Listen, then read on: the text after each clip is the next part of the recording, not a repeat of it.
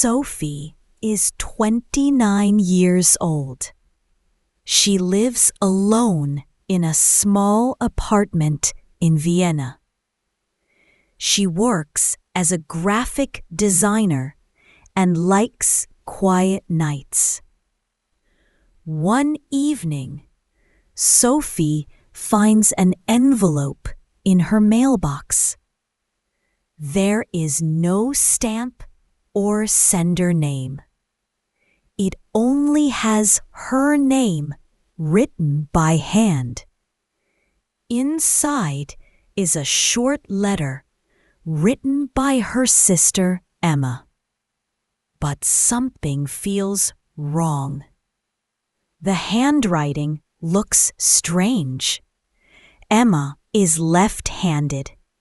Sophie hasn't seen Emma for 6 months. Emma moved to another city and stopped calling.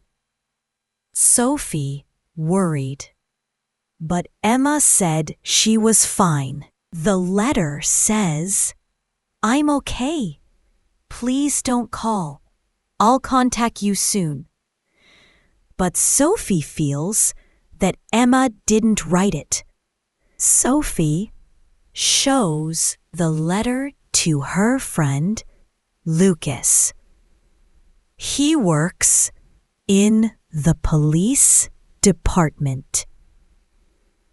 He looks at the paper and frowns. "This doesn't feel right," Lucas says. "Are you sure this is Emma's writing?" Sophie shakes her head.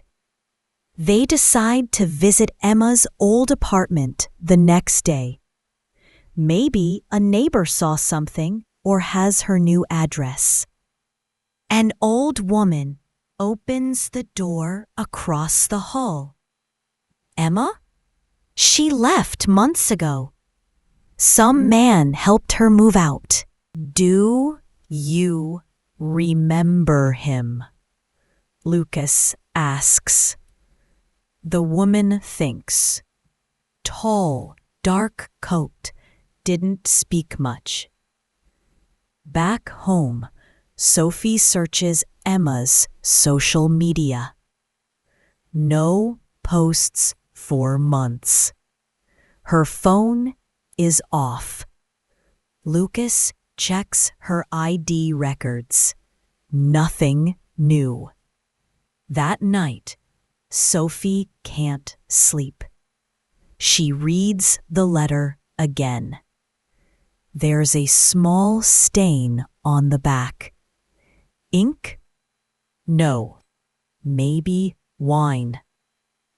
She remembers Emma's favorite cafe in her old neighborhood. Maybe someone there saw her. Sophie and Lucas go the next morning. A barista remembers Emma. She came once with a man. He looked older.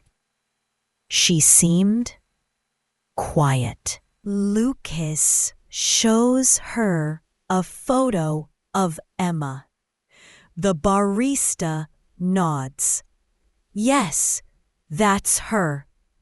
But she looked different, not happy. Sophie and Lucas sit in the cafe, thinking, what if Emma is in trouble? Sophie asks softly. Lucas doesn't answer at first. Finally, he says, let's check hotels nearby. If she was hiding, maybe she stayed close. Sophie agrees quickly. They visit 3 small hotels. At the last one, a woman at the desk frowns. Emma? Yes, she was here last month. She stayed for 3 nights. She didn't smile. A man picked her up every evening. Not family, I think. Did she leave anything behind? Sophie asks. The woman checks a box. Only this, she says, holding up a hair clip. Sophie takes the hair clip. This is Emma's. I gave it to her on her birthday. Her hands tremble slightly. Lucas says they need to find the man. They take the cafe's security footage and hotel guest list to the police.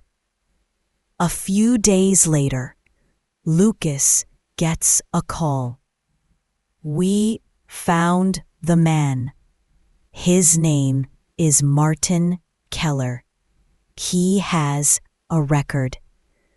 Martin is known for controlling behavior. He once held someone against their will. The police take him in for questioning. Under pressure, Martin talks. Emma came to me. She was lost. I helped her. That's all. But police don't believe him. They search Martin's house. In the basement, they find Emma's bag, clothes, and a locked room. Emma is inside. She is tired and weak, but alive. She sees Sophie and begins to cry. Sophie hugs her tightly. You're safe now, she says. Emma nods. I tried to escape.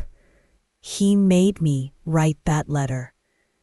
The police arrest Martin. Emma goes to the hospital and slowly recovers. Sophie stays by her side every day. Weeks later, Emma smiles again. Sophie makes coffee for them both. No more secrets, Sophie says. Emma agrees. Life slowly returns to normal. The city feels safer. Sophie and Emma walk together like before. But now they hold on tighter. If you enjoyed this story, please consider liking the video, leaving a thoughtful comment, and subscribing to the channel for more heartfelt narratives.